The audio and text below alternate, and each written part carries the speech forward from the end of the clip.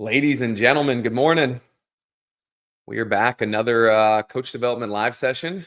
Cabo here again. What's Morning. the word with you? Not too much. What's going on with you? Another Thursday in hot sweaty paradise here in Florida. I am stoked about what we get to talk about today, which is programming. Okay. Your expertise. My expertise, which is Allie, it's not my expertise. oh, it's not your expertise? I thought you had a couple different salty bungalow programs out there that That I'm selling to the masses. that you're selling to the masses. I'm not I historically have not been a programmer. I'm not a programmer of workouts, but um, what I do really strongly believe is even if you're not someone that's programming or plans to program, I think it's still really important to understand it and be able to do it, to be able to coach as effectively as possible. So, and you've programmed a lot for your gym, right, over the years? Yep. Yeah.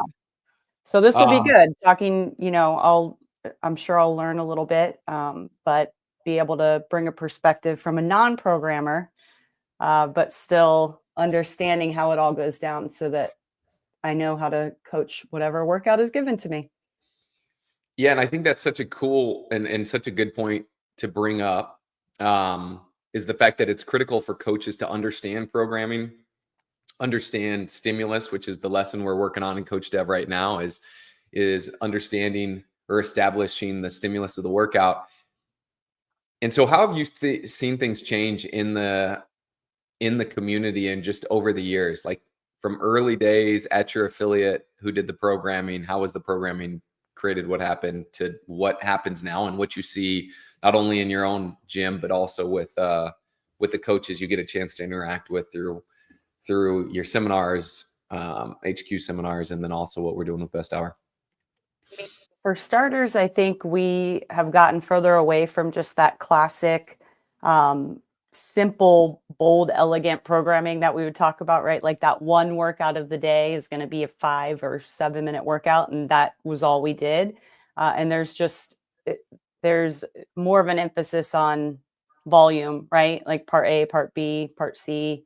And in the community as a whole, even if your gym isn't a gym that programs multiple parts, it seems like the community wants it a little bit more. And so even, for example, at our gym, even on the days we have like the one workout, if it's a shorter workout, we'll still have a little like kind of afterburner at the end, like little accessory work, just something so that it feels like there's a little more for everybody than just that 1 10-minute workout.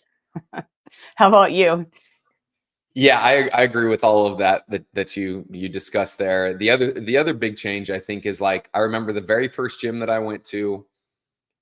We followed CrossFit.com the day of, right, which was great Oh, because no way. I That's can cool. I can remember, like, it.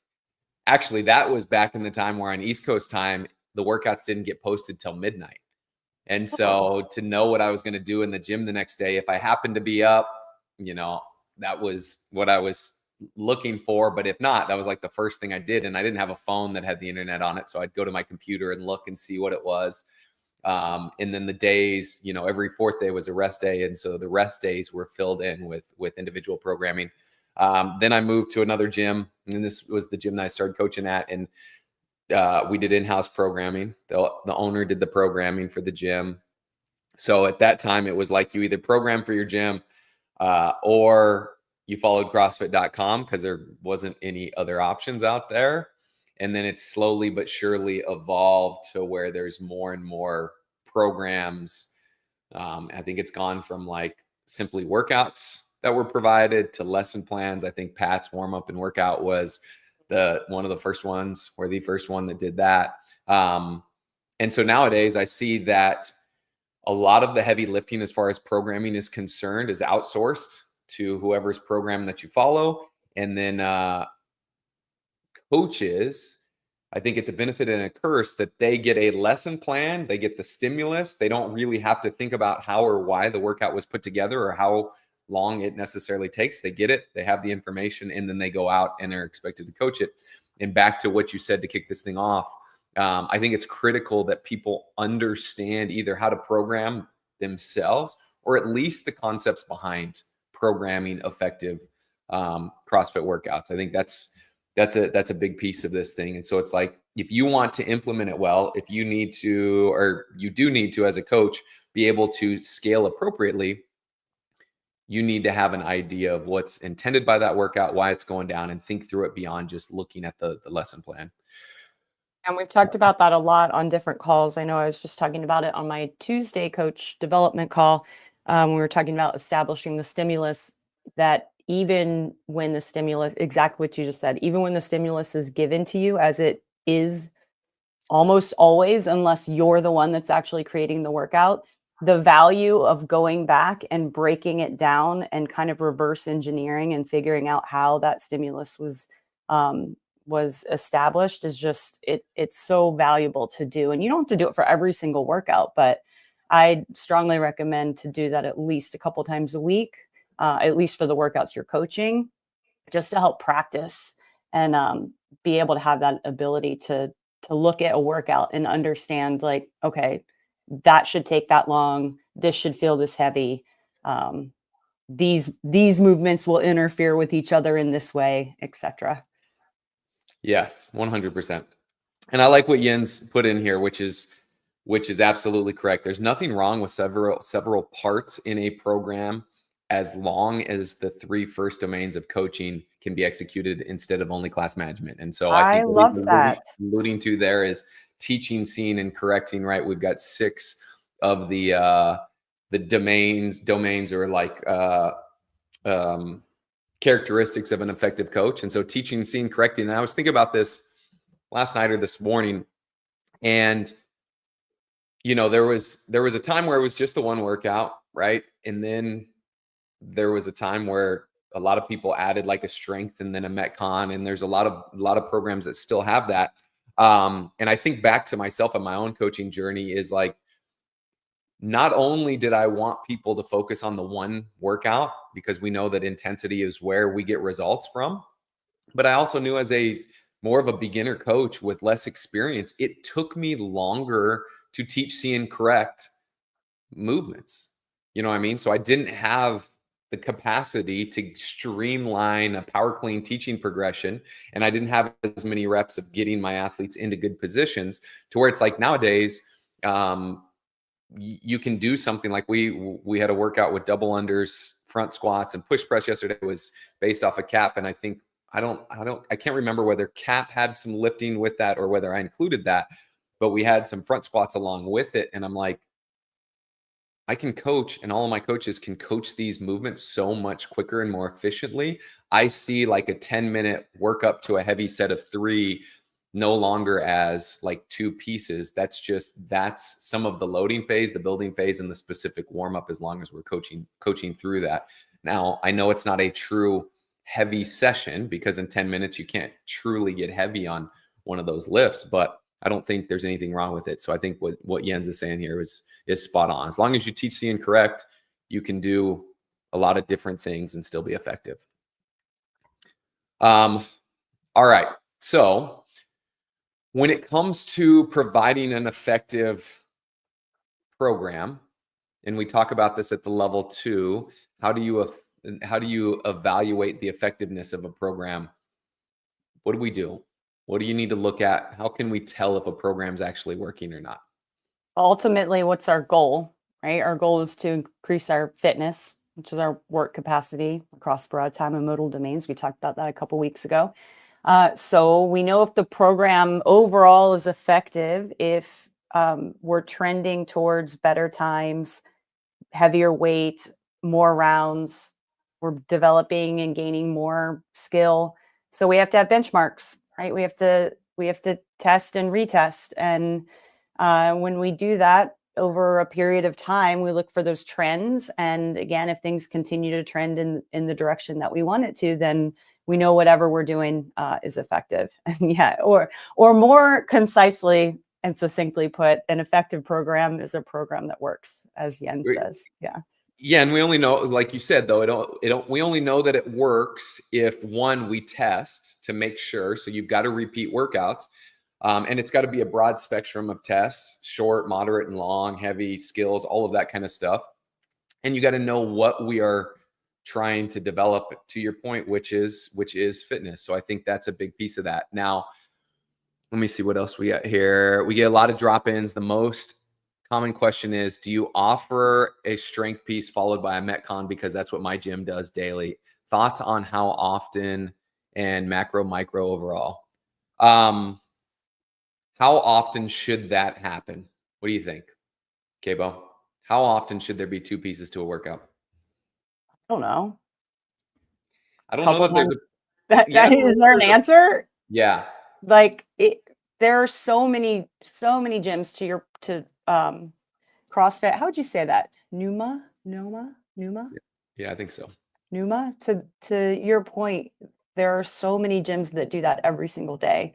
And I mean, if it works for the gym, it works for the gym, right?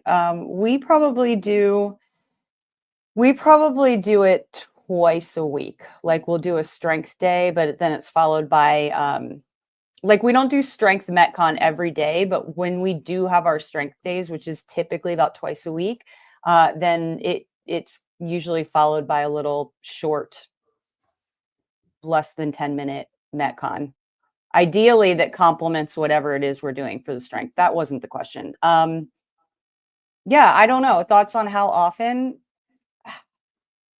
I don't think it needs to be done every day. That's my answer. Final answer. I don't think it has to be done every day. Yes, completely agree. And especially like if we are providing good varied programming, that means that probably once a week or every 2 weeks, there should be a 20 or more minute workout. And if we're doing Cindy for 20 minutes, or we're doing Filthy 50, which for a lot of people is well over 20 minutes, closer to 25, and maybe even up towards a 30-minute workout, we don't need a strength piece on that day, Do right? We people don't. still do Filthy 50? I'm curious. Tell me, Tell us in people. the chat, when When's was the the last last time you've time you done did? Filthy 50? That is when, sorry, I know I'm taking us on a different road for a second, but when you asked at the beginning, what do I remember about like when I started in the programming, we used to do those workouts so much more. Like just the classic Nasty Girls, Filthy 50, like these workout, like what's the griff? Like run forwards, run backwards, like these That one. workouts that we would repeat those and do those like fairly regularly, and they over the years have just kind of disappeared. I think Filthy 50, it's like maybe once every year and a half or something it will pop up. I don't even know. Yeah, Omar says 2016 was the last time. Oh man. Um, but yeah, getting back on track to your point, when we have those longer workouts, that how you fit in also a strength piece when your metcon is 25 minutes long is, I don't know.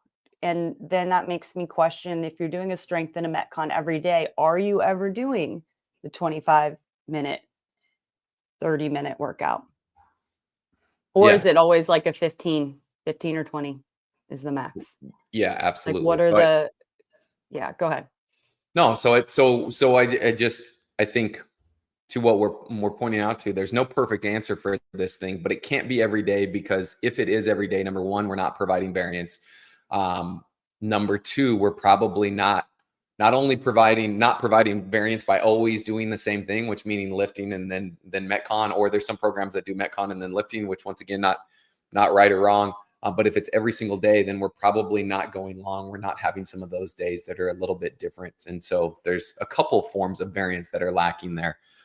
I like what Jens mentioned here, and I think this is a big piece of working means it helps the majority of athletes at the affiliate to improve their fitness over time in a safe way. And I see a lot of programs that just have a lot of stuff, and it looks cool because there's a lot of stuff, and while you're doing it, like, we want to feel like we worked out most of the time, Say right? you feel super productive, don't you? Yes. It's like, man, I am getting it done today. Look at how many things I did. But if you're doing that every day, if there's a barbell in your hand every single day, you're probably going to get to the point where you start feeling beat down a little bit. And over time, like it just, if you don't rest and recover, if you've always got so much volume, like that's where some of those aches and pains start to creep in. And so, in a safe way, there needs to be some intelligence behind your workouts on what it looks like across a given week to make sure you're not overdoing particular things. What else do we have? MIL2, let's see. MIL2, there's a question about which coach gym does benchmark weeks. One person said we test 1 rep max X, true 1 rep max Y, Wednesday 1 rep max Z, and you could see Monday, Tuesday, Wednesday, they're testing 1 rep max. Yeah, and like, well, think about it. If it's like Monday, we're going to do a deadlift 1 rep max. Tuesday, it's going to be a bench press 1 rep max. Wednesday, maybe it's a front squat or something like that. That's interesting. That's cool.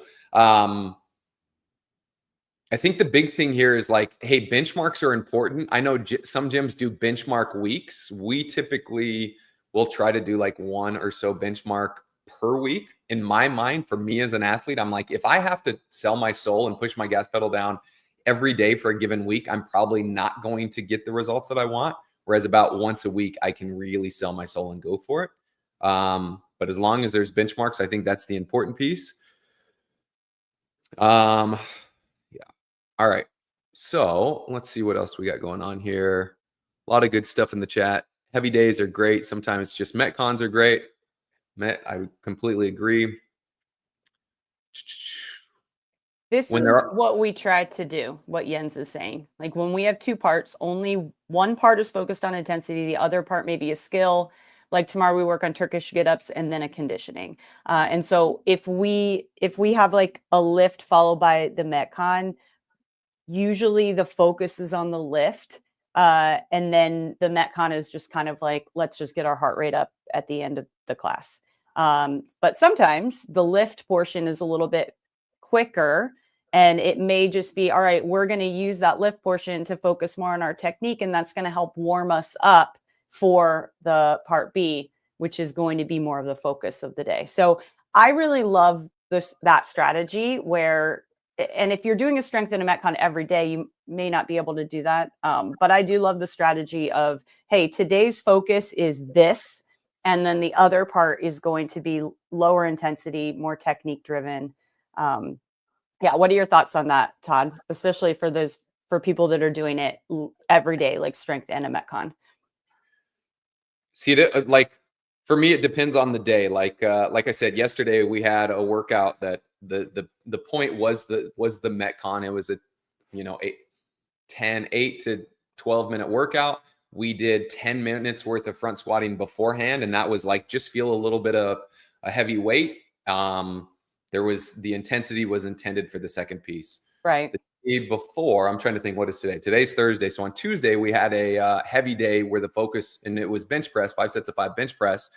And we did a little something at the end, but it was accessory work. So it was an 8-minute AMRAP. It had ring rows, which is pulling in the opposite plane that we were just pushing.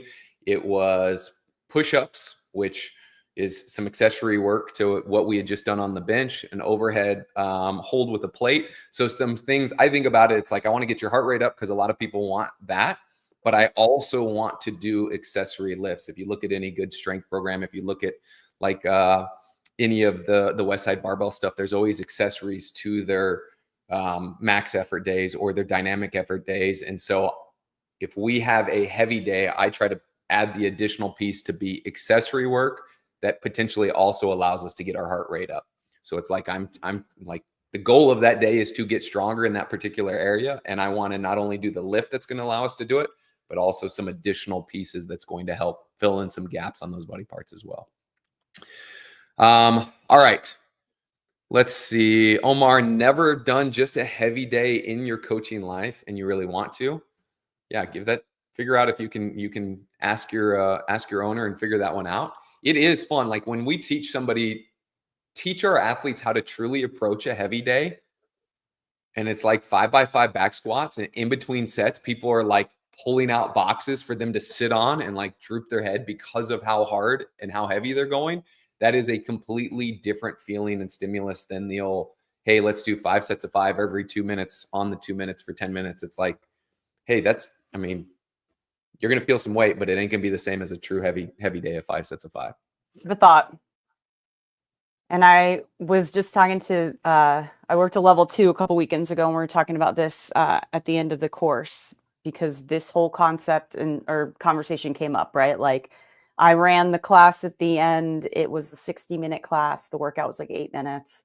And so, of course, the conversation started like, well, fitting more in and whatever. But my point is, we were talking about how it's actually harder to coach when you have less stuff. Like, that requires a higher coaching skill, because the more you have to fit in the class, the more it does become about time management and group management, and the less time you have to actually coach.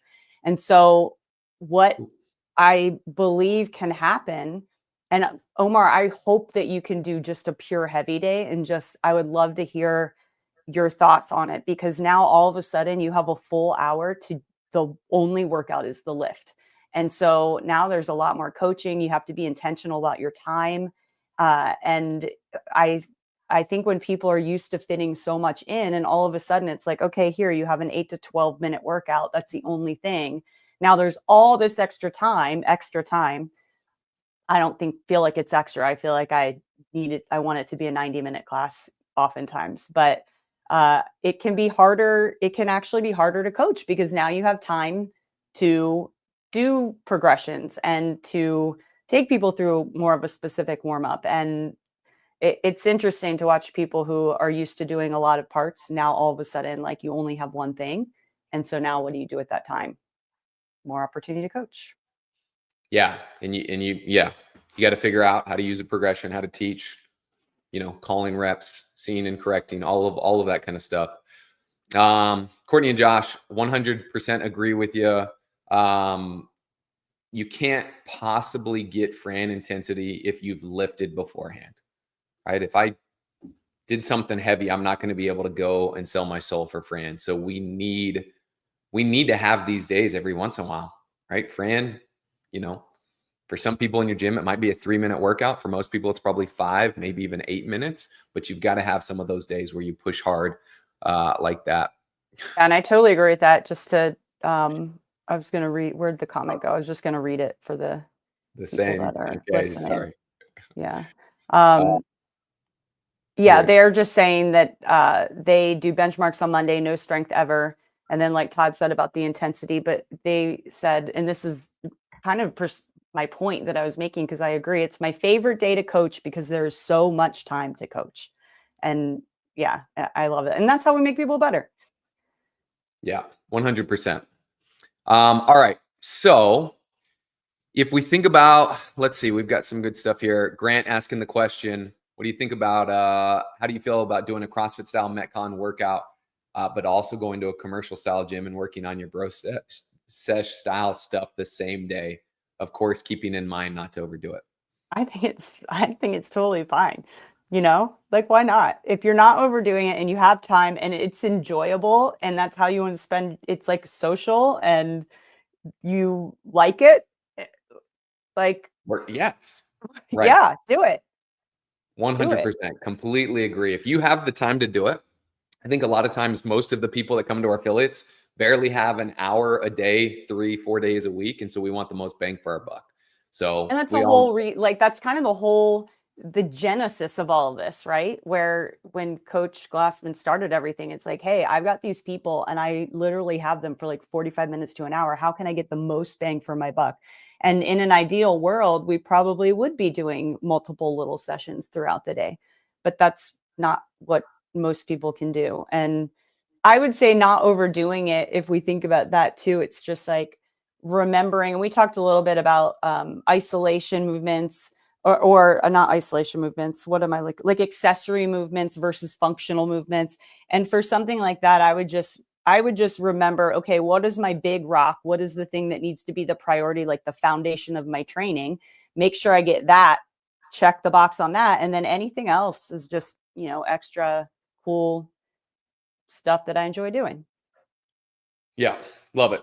So let's go back. So we were talking about programming. How do we know if it's effective? Well, we got to have benchmarks. We've got to test. We need a variety of different tests, and that was brought back up about the benchmark week. We should see more than just 1 rep max lifts. If that's all we're retesting, then that probably means our program is biased. Now we talk about, and we've talked about in previous weeks, where our results come from, and our results come from pushing and hedging towards what, Kristen, in our workouts, trying to push for more what? Density. Intensity. Sweet. So we've got to be able to go hard. And so when it comes to, when we think big picture about CrossFit programming, we want to obviously, like, our workouts are the real world application of our program. CrossFit is constantly varied functional movements performed at high intensity. Functional movements are fantastic because they produce high amounts of power, meaning the movements themselves are what lead to our high intensity program. We want results everywhere. That's where variance comes into play. But that being said, there are typically some themes that show up in variance that we should see more often than not. Meaning, if we look at any given week of workouts, 6 specific days, probably 4 of those same 6 days, although we want variance, there should be some similar characteristics because those characteristics lead to more intensity. And it's actually talked about we talk about it at the level 2 in the programming lecture, and it's in the manual here. Can you speak to those things off the top of your head, Kabo? I'm going to pull this thing up. I'm thinking things like workouts that are shorter in duration, so maybe like 15 minutes or less. Task priority workouts we tend to see more often. And when we say task priority, what we're talking about is where the task is set, like what you're doing is set, and the variable is how long it takes you to do it. So anything that's for time, like 21, 15, 9, etc. So let's see, shorter workouts, task priority, high power, like full body movements, typically that are like complementary in their function. Do you have it highlighted there? Yep. Yeah, full body, high power. Yep, pulling versus Complementary. pressing. Yep. Let's see, what else? Am I missing anything? You said couplets or triplets, right? Oh, no, I didn't. Yeah, couplets Yeah. or triplets. Yeah, so pairing 2 movements or 2 different movements together, or 3 different movements or modalities together in the workout. Yeah, and those are the things, if we think about it, doing workouts that are shorter, having workouts that are for time, things that are complementary, right? You pair a push with a pull. It allows you to keep going, and it allows you to keep going at a higher intensity, which is exactly what you were just talking about. That's what we're aiming for. So we just see those more often, not 100%, just more often. Yeah, I like to think of it, like I said, as like 4 out of 6 days a week, they should fall into this category. And what's funny is, like, you look at this, and this is like essentially laying a foundation, but there is so much room for variance in this foundation. You said shorter, quote unquote, shorter workouts. And the reason that is because shorter workouts allow us to push the gas pedal down more and strive for more intensity. But 15 minutes or less, there is such a wide variety of time durations, right? So shorter, 12 minutes is shorter. That feels very different than an 8-minute workout, which feels very different than a 5-minute workout, which feels very different than a 2-minute workout, which I'll feels tell very you what, for different me, than, like 12 to 15 is the game changer. I don't even have to look at the clock. I know when it hits 12 minutes, if I'm doing a workout that's around 15, because that is when I hit my wall. I'm like 12 minutes. So yeah, for me, like even just something as little as 12 or 15, huge amount of variance there.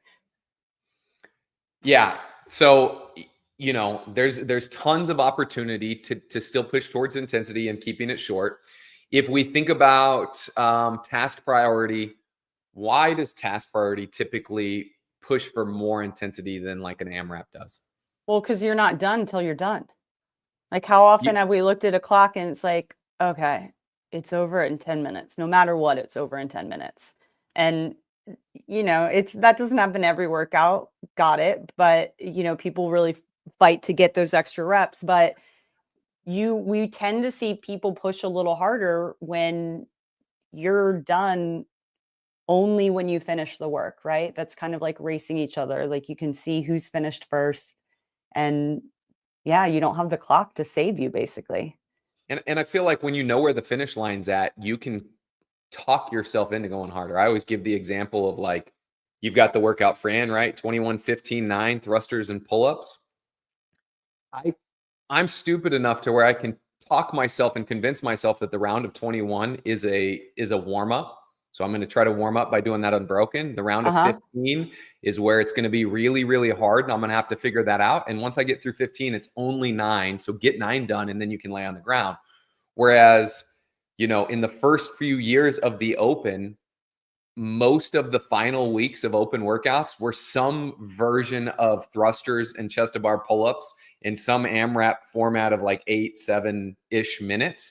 And whenever that was happening, I was always like, well, I'm probably not going to do the first set unbroken because I don't want to burn out. I want to make sure I've got some gas in the tank. And so typically it's like when I know where the finish line's at, I might be convinced, or more often than not, I'm convinced to try to hang on a little bit longer. Whereas I don't know what it's going to feel like at the end because there's a time duration I've got to go for.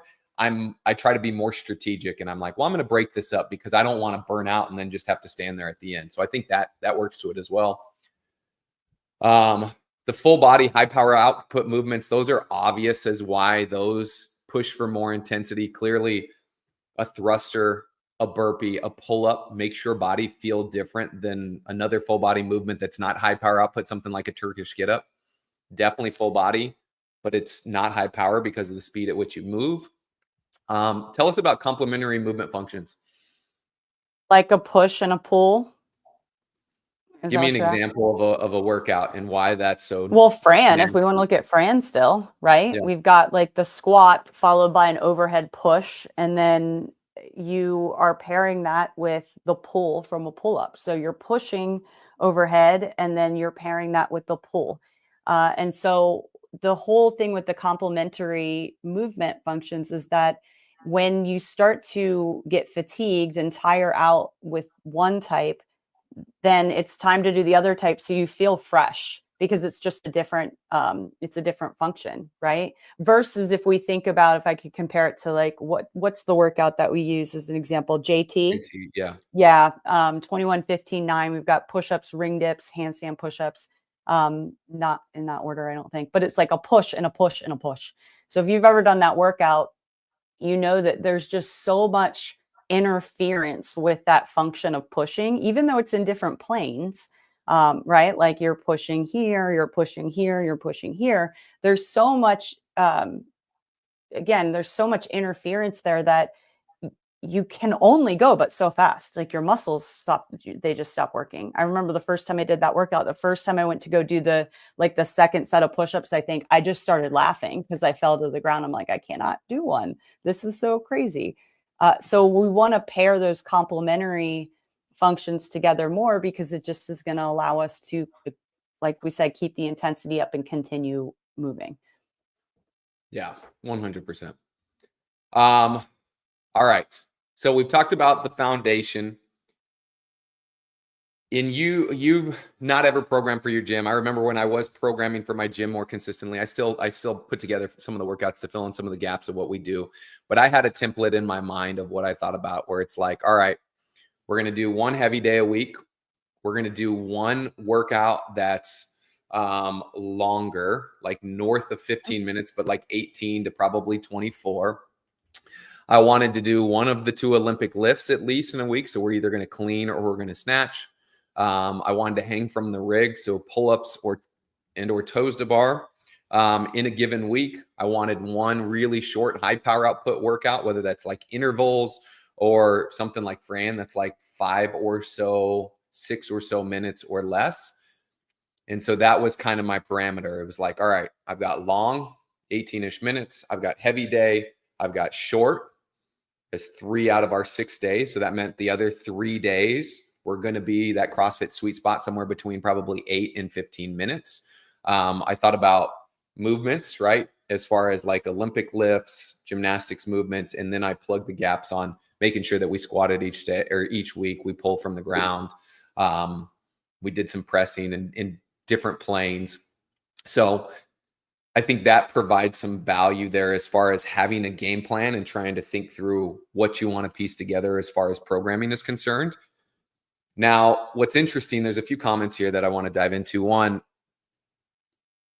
I think this is the toughest thing, is like convincing people that the program actually works. And what's funny to me is people can do the program, it's completely working for them, and then they panic and they look at something else and they're like, well, that probably works better. And it's like, well, what you're doing is currently working. How do you, like, what's your evidence that something else is going to be better when what you're doing is already working?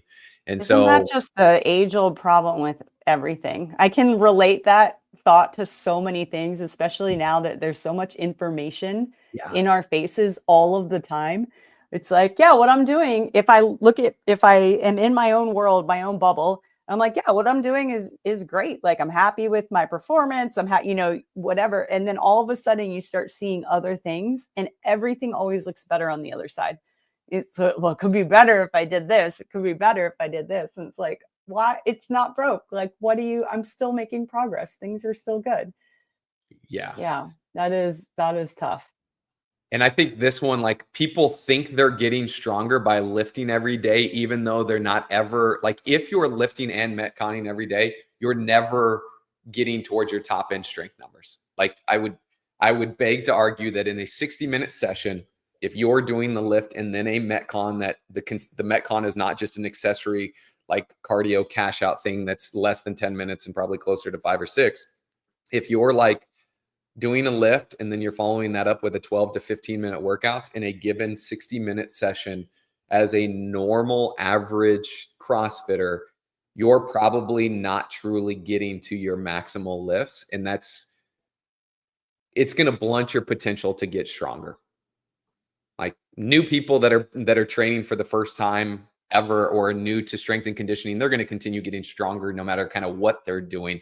But the farther you get in this journey, the harder it's going to be. And so convincing people that, yeah, like, hey, yeah, you need to, do some of these days where the whole focus is just you lifting as heavy as you can, resting in between sets, and still hitting it hard is actually what will make people get stronger. Like Mert's talking about 80% of his members PRing their back squats when they transitioned to cap, which typically has one piece. Like I've seen that and experienced that at my own gym time and time again. So that's something to remember. I love this question by Phil, and I'd be curious to hear your thoughts on this. Kristen, I program for myself and would be interested to understand how to address weaknesses through GPP programming. Well, first step I would do is establish my weaknesses and like really truly know what they are and not just things I don't like doing and things I do like doing, but like objectively, what are my weaknesses? And how do you determine that? I don't know.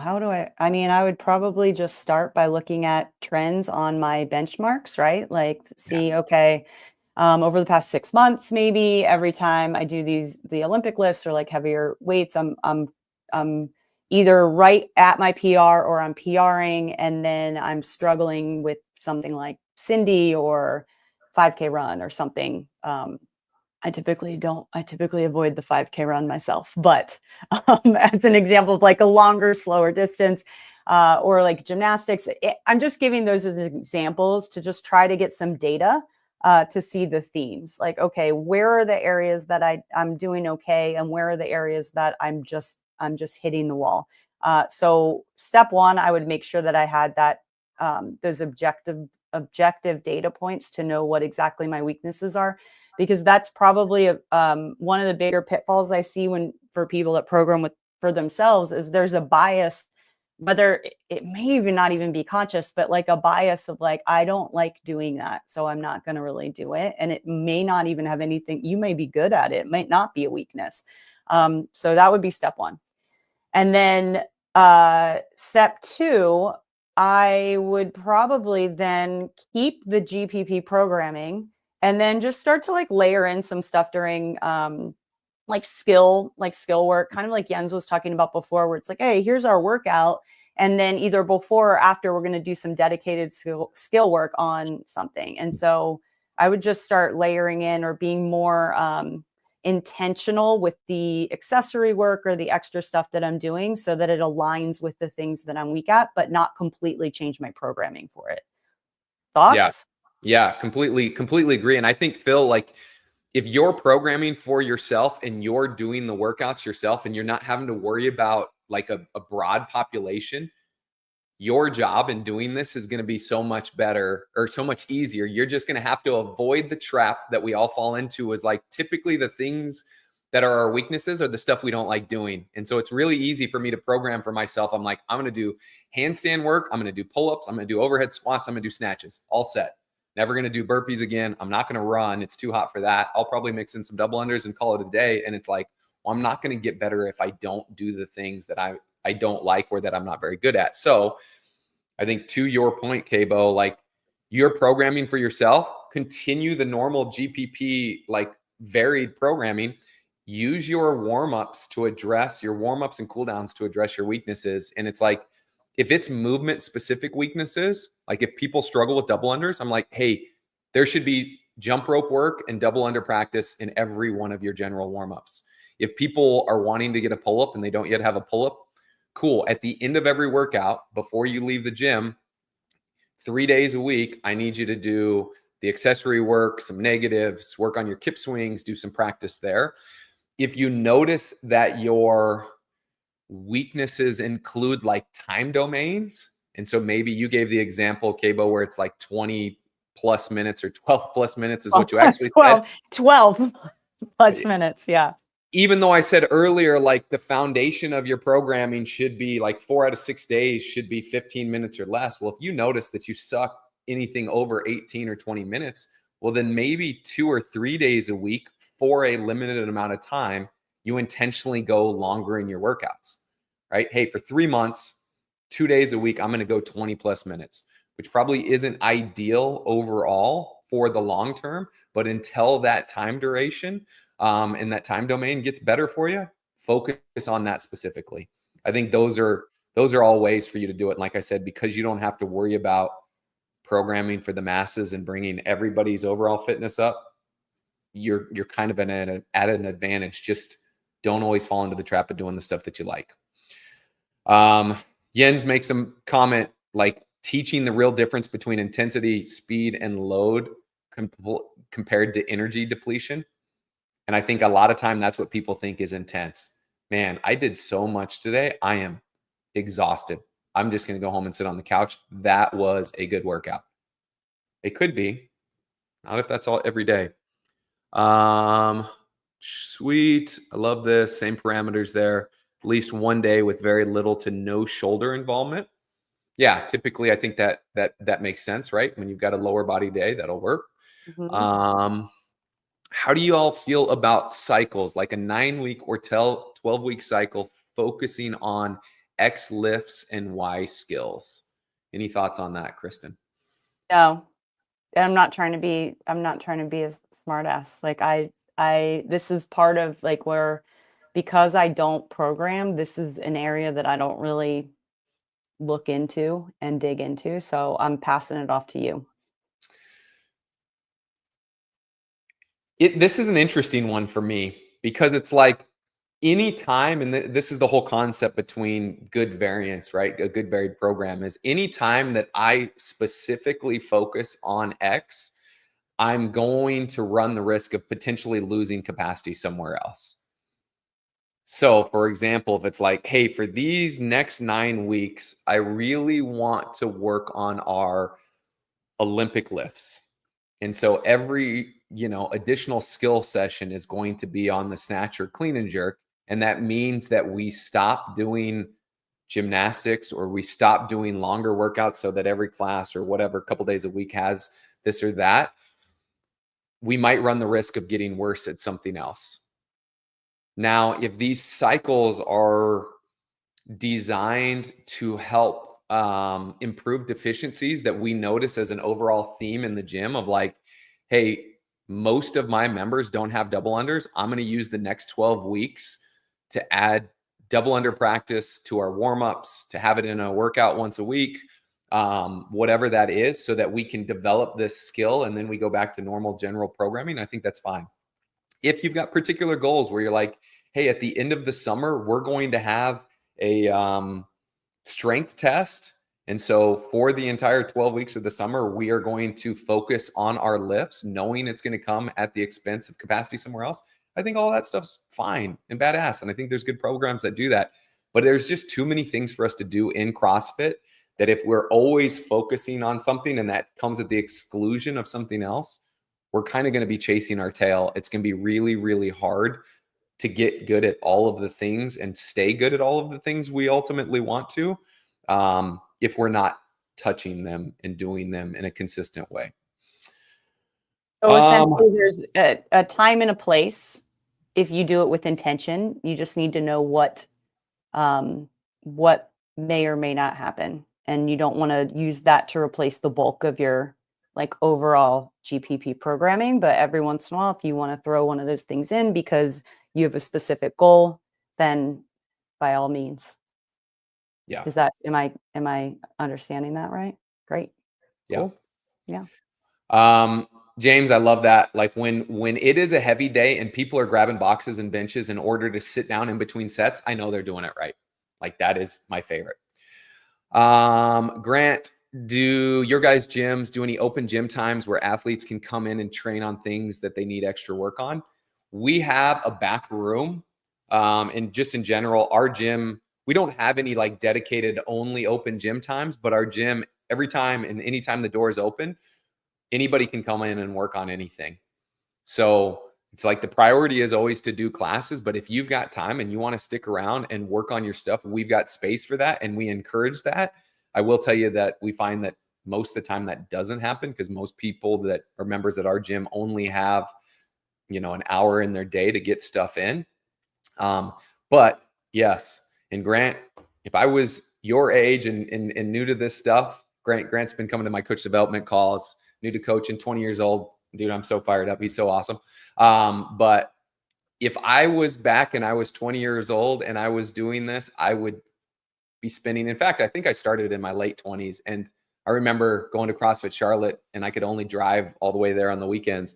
It's like I would get there for the 8 a.m. class and I would stick around till noon, just doing whatever I could or seeing if somebody else wanted to do something else with me and just practice as many skills as I could. So yes, do it. I think that's awesome. All right. So the other thing that I wanted to dive into, unless anybody has any questions, actually, there's two things that I had on the screen here.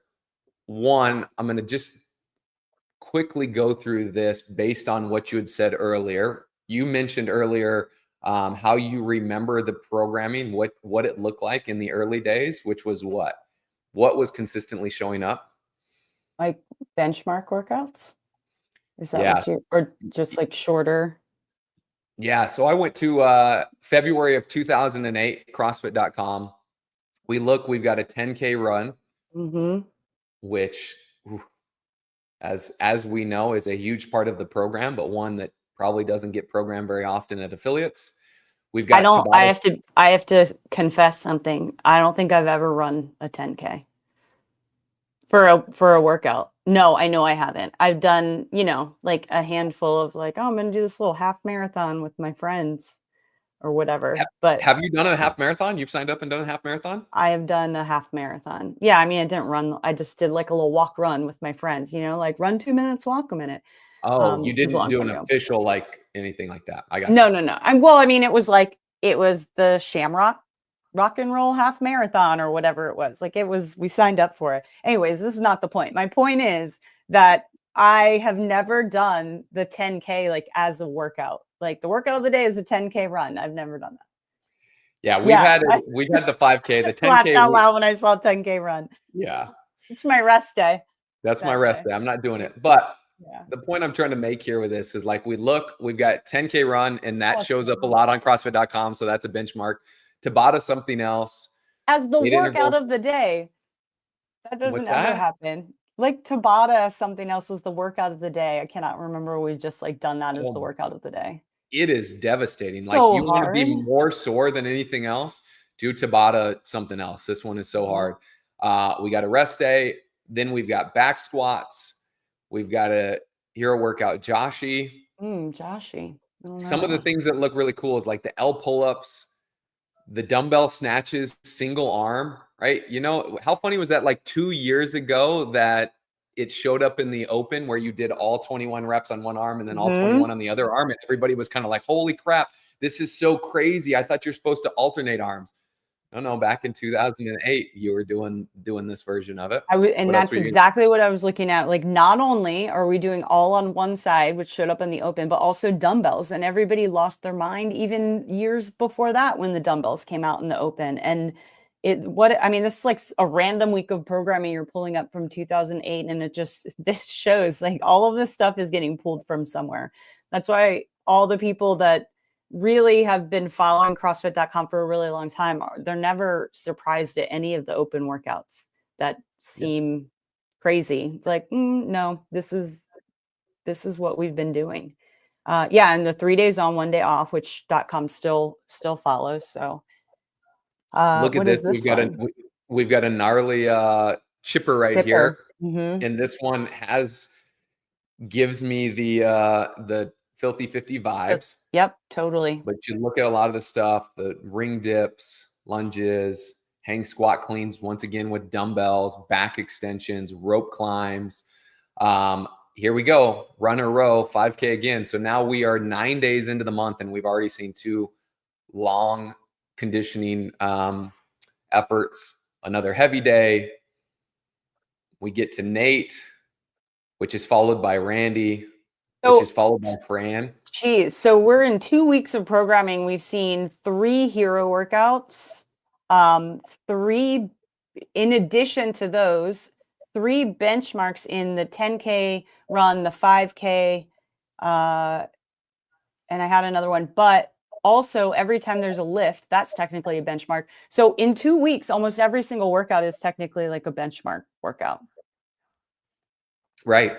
Tabata. Like outside of like everything has been a benchmark workout, like essentially outside of that chipper that we just showed. Mm-hmm. Now, Grant, you make mention here, like, I mean, is it safe to say that over time CrossFit programming has gotten smarter to prevent injury? It seems like all on one arm straight could be an injury issue. I will say that over time, like just like anything else, people have learned and CrossFit programming has continued to evolve. And I would say potentially gotten better. But like as far as injury is concerned, this same rep scheme showed up in the open 2 years ago. And just like all open workouts, actually there was way more on one arm. So instead of, 21, it was 21 on one arm, 21 on the other arm, 15 on one arm, 15 on the other arm. And as an open workout, people did that 2, 3, 4 times in one given weekend. And I didn't hear of anybody getting hurt doing that. So it's like, I think the concept of like, hey, doing 21 straight on one arm is potentially risky for injury. Well, if you do it wrong, potentially yes, but if you do it right, I don't think that's a risk with that. And that a lot of this stuff has to do with the quality of what you do on whether it's risky or not. Do you have anything to add to that, Kristen? No, you're not. You're also not doing it every day. Yep. It's not the same workout coming up every single day. And so the variance there helps curb that a little bit. Now, I do think as a whole, and we talked about this a little on my call on Tuesday, as a whole, we have gotten smarter about scaling and about knowing what like the stimulus should be and allowing our athletes to scale to hit that versus just like, every man for themselves. We're all doing it as written and it doesn't matter how long it takes us and it doesn't matter how heavy the weight is.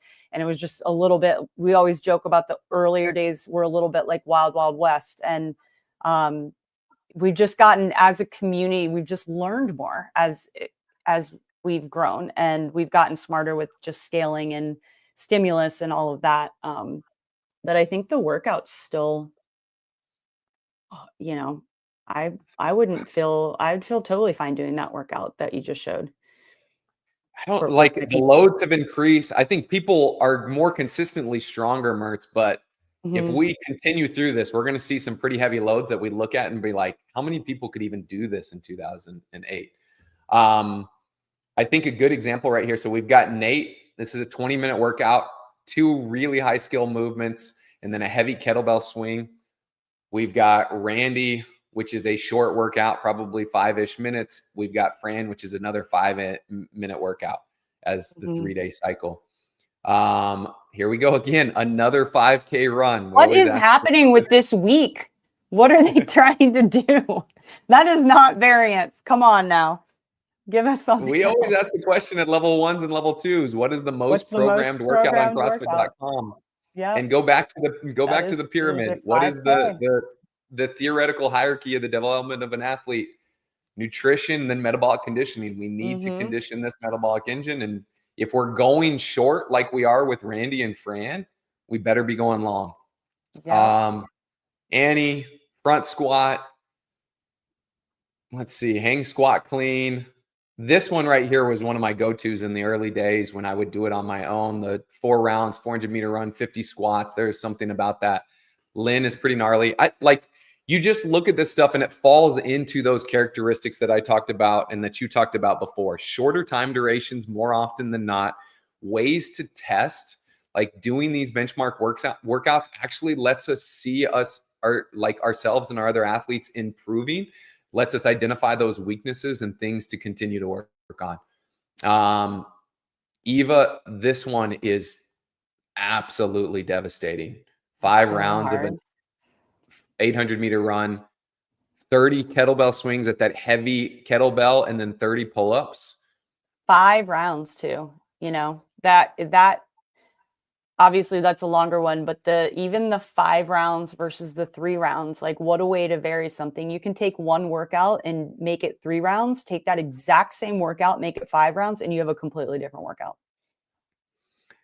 Kevin Macon mentioned funny that they program so many named workouts, yet they haven't named any games workouts this year.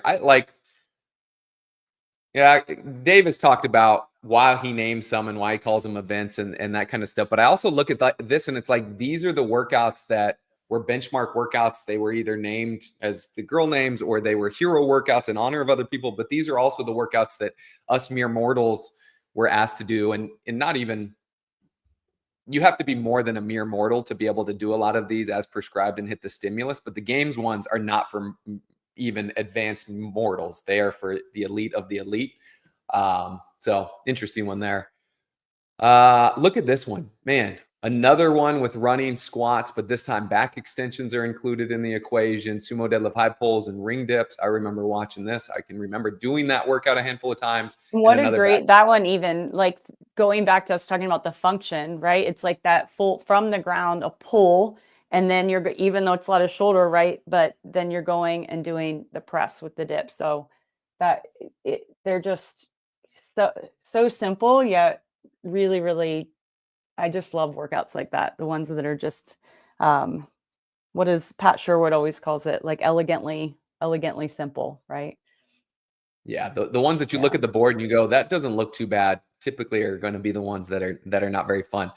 And I think the big takeaway with programming in general is, one, understand what we're programming for, right? We want overall fitness, meaning we are getting better in general at everything. We're not only focused on strength, we're not only focused on long distance conditioning, any of that kind of stuff. We want to get better at everything. The way that we do that is through testing benchmarks. And from there, it's like there's so many questions about which program's the best. Well, do them and see what actually works and use objective data. Are you getting better? Are your times going down? Are your rounds and reps going up? Are your loads going up? If so, that's a good program. It works. Don't fall into the trap of thinking you physically need to feel like you're smashed for it to be a good or intense workout.